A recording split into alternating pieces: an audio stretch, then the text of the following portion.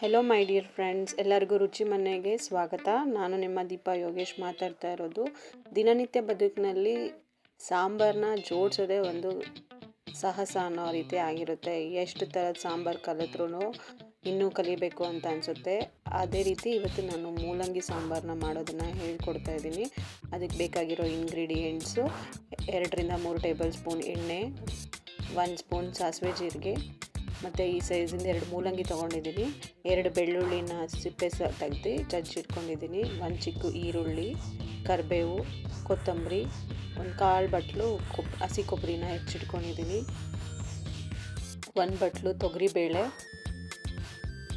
1 ದೊಡ್ಡದು ಹುಳಿ ಟೊಮೊಟೊನ ಹೆಚ್ಚಿಟ್ಕೊಂಡಿದ್ದೀನಿ, ಮತ್ತು ರುಚಿಗೆ ತಕ್ಕಷ್ಟು ಉಪ್ಪು ಮತ್ತು ಬೆಲ್ಲವನ್ನು ಇಟ್ಕೊಂಡಿದ್ದೀನಿ, ಮತ್ತು ಸಾಂಬಾರ್ ಪೌಡರ್. ಇದು ಹೋಮ್ ಮೇಡ್ ಸಾಂಬಾರ್ ಪೌಡರು. ಇದನ್ನು ಹೇಗೆ ಮಾಡೋದು ಅಂತ ನಾನು ಮುಂದಿನ ವೀಡಿಯೋಗಳಲ್ಲಿ ತೋರಿಸ್ಕೊಡ್ತೀನಿ. ಮತ್ತು 2 ಸ್ಪೂನ್ ಅಚ್ಕಾರದ ಪುಡಿ, 1/4 ಸ್ಪೂನ್ ಅರಿಶಿನ ತೊಗೊಂಡಿದ್ದೀನಿ, ಮತ್ತು ಹುಣಸೆ ಹುಳಿನ ನೆನೆ ಇಟ್ಕೊಂಡಿದ್ದೀನಿ ನೀರಲ್ಲಿ. ಅಡುಗೆ ಏನೇನು ಶುರು ಮಾಡ್ತಿದ್ದೀವಿ ಅಂದಾಗ ನೆನೆ ಇಟ್ಕೊಂಡ್ರೆ ಸಾಕು, ಹುಳಿನ ಚೆನ್ನಾಗಿ ಬಿಟ್ಕೊಳ್ಳುತ್ತೆ.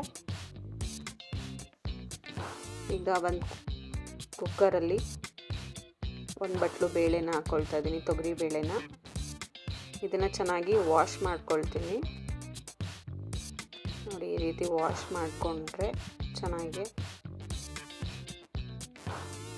ನಂತರ ಹೆಚ್ಚಿಟ್ಕೊಂಡಿರ್ತಕ್ಕಂಥ ಈರುಳ್ಳಿ ಟೊಮೊಟೊನ ಹಾಕ್ತಾಯಿದ್ದೀನಿ, ಮತ್ತು ಮೂಲಂಗಿನ ರೌಂಡ್ ಶೇಪಲ್ಲಿ ಹೆಚ್ಚಿಟ್ಕೊಂಡಿದ್ದೀನಿ. ನಿಮಗೆ ಯಾವ ಶೇಪ್ ಬೇಕಿದ್ರೂ ಹೆಚ್ಚಿಕೋಬೋದು. ನಾನು ರೌಂಡ್ ಶೇಪೇ ಯಾವಾಗಲೂ ಯೂಸ್ ಮಾಡೋದು, ಹಾಗಾಗಿ ರೌಂಡ್ ಶೇಪಲ್ಲಿ ಹೆಚ್ಚಿದ್ದೀನಿ. ತೆಳ್ಳಗೂ ಇರಬಾರ್ದು, ತುಂಬ ದಪ್ಪಗೂ ಇರಬಾರ್ದು, ಒಂದು ಮೀಡಿಯಮ್ ಸೈಜಲ್ಲಿ ಅದನ್ನು ಹೆಚ್ಕೋಬೇಕು. ನೋಡಿ, ಈ ಸೈಜ್ ಕಪ್ಪಲ್ಲಿ 4 ಲೋಟ ನೀರು ಹಾಕ್ತಾಯಿದ್ದೀನಿ.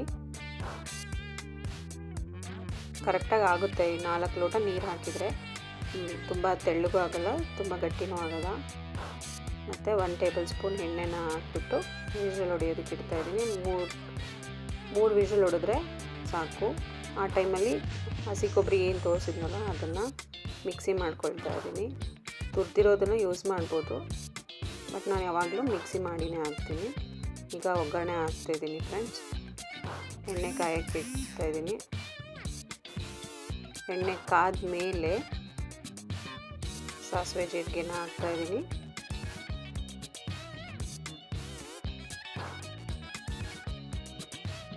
ನಂತರ ಕರಿಬೇವನ್ನ ಹಾಕ್ತಾಯಿದ್ದೀನಿ.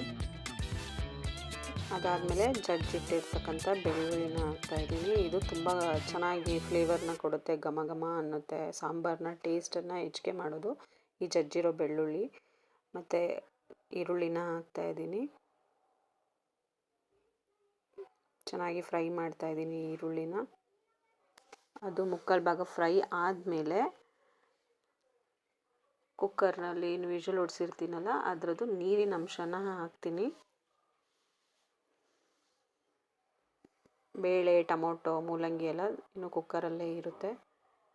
ಅದನ್ನು 1-2-3 ಸರಿ ಸ್ಪೂನಲ್ಲಿ ಮಿಕ್ಸ್ ಮಾಡೋ ರೀತಿ ಮಾಡಿಬಿಟ್ಟು ಹಾಕ್ತೀನಿ.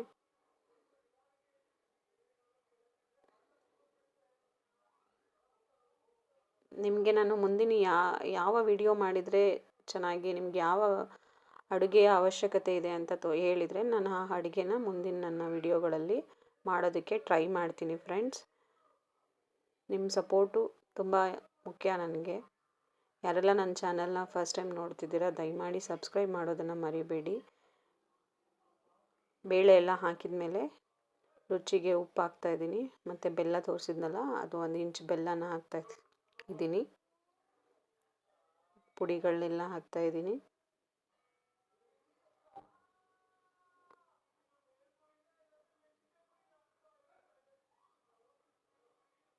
ಎಲ್ಲ ಹಾಕಿದ ಮೇಲೆ ಈ ರೀತಿ ಮಿಕ್ಸ್ ಮಾಡಿಬಿಟ್ಟು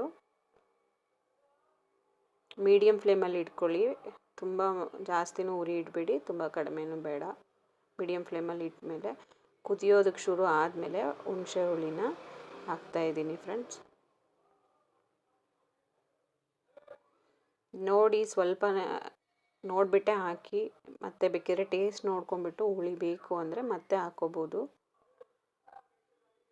ಉಪ್ಪಾಯಿತು, ಹುಳಿ ಆಯಿತು, ರುಚಿನ ನೋಡಿಬಿಟ್ಟು ಮತ್ತೆ ಆ್ಯಡ್ ಮಾಡ್ಕೋಬೋದು. ಹಾಕುವಾಗ ಸ್ವಲ್ಪ ನೋಡಿಬಿಟ್ಟೇ ಯೂಸ್ ಮಾಡಿ, ರುಚಿಗೆ ಎಷ್ಟು ಬೇಕಾಗುತ್ತೆ ಅನ್ನೋ ಐಡಿಯಾ ನಿಮಗಿರುತ್ತೆ.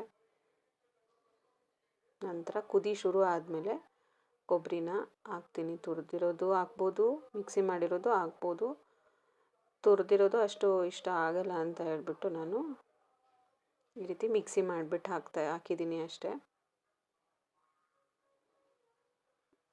ನೋಡಿ, ಕುದಿಯೋಕೆ ಶುರು ಆಗಿದೆ ಸಾಂಬಾರು ಸಿದ್ಧ ಆಗಿದೆ. ಕೊತ್ತಂಬರಿನ ಹಾಕಿ ಸಾಂಬಾರು ಕುದಿಯೋಕೆ ಬಿಟ್ಟರೆ ಸಾಂಬಾರು ರೆಡಿ. ಒಂದು 5 ನಿಮಿಷ ಕುದ್ರೆ ಸಾಕು ಸಾಂಬಾರು.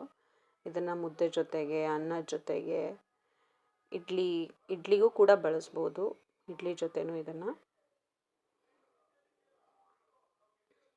ದಯಮಾಡಿ ಯಾರೆಲ್ಲ ನನ್ನ ವಿಡಿಯೋನ ಫಸ್ಟ್ ಟೈಮ್ ನೋಡ್ತಾ ಇದ್ದೀರಾ, ನನ್ನ ಚಾನೆಲ್ನ ಸಬ್ಸ್ಕ್ರೈಬ್ ಮಾಡೋದನ್ನ ಮರಿಬೇಡಿ.